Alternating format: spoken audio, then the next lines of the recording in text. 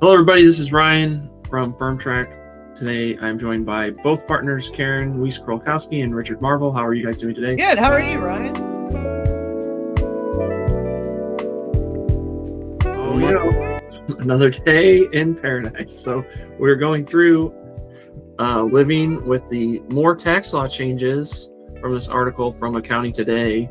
And there are a dozen 2026 tax planning moves to be aware of in the big, beautiful bill.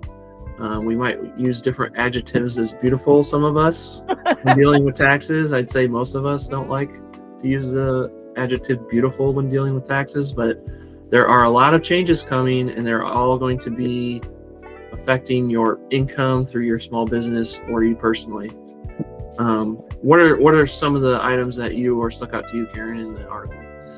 Well, I think the biggest ones is probably the health insurance.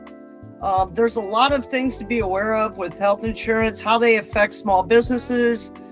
And there's going to be some of the things to look for through the big, beautiful bill are going to be these phase-outs and cliffs for benefit cliffs is what we're going to call them.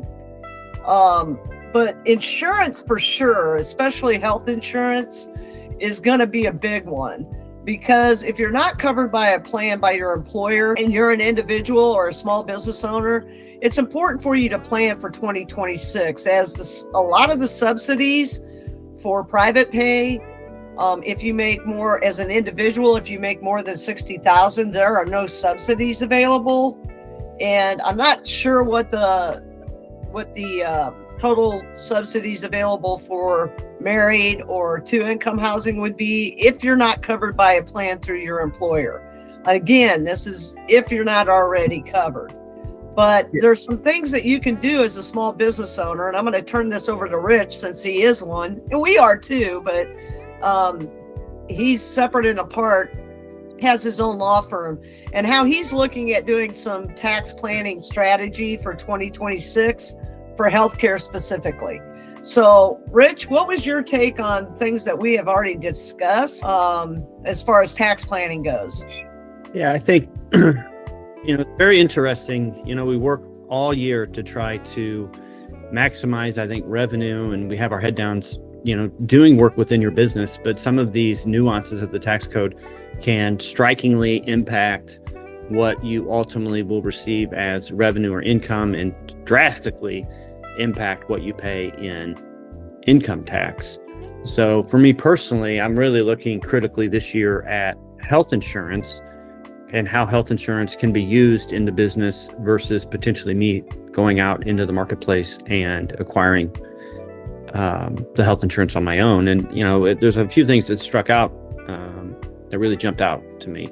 The first is, I think that there are some necessary bookkeeping, I don't want to say gymnastics, but there are certainly some bookkeeping requirements that must be met in order for the premiums to both be deductible at the business level and then also not included in your personal income tax. So I think one of the main things you need to look into in 2026 is you need to go back to your bookkeepers and who's ever doing your chart of accounts and make sure that you have your structure appropriately set up to make sure that you're grabbing both medical expense of any health insurance premiums, and then make sure that those health insurance premiums that are paid by the business are included in your W-2 appropriately.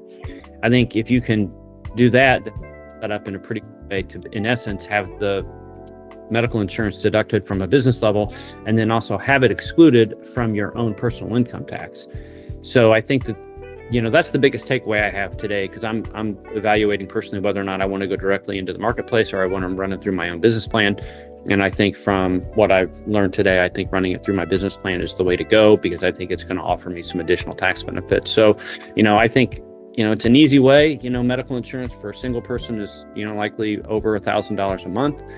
You take that's a $12,000 or $15,000 top line off of your business. And then if you can get that onto your personal tax return and it's not included as income, it could be for a business owner, a $30,000 or $35,000 net swing on how that really impacts your income. I guess my advice specifically as it relates to these changes, and most importantly, would go back to your bookkeeper, make sure that the bookkeeper is doing it correctly.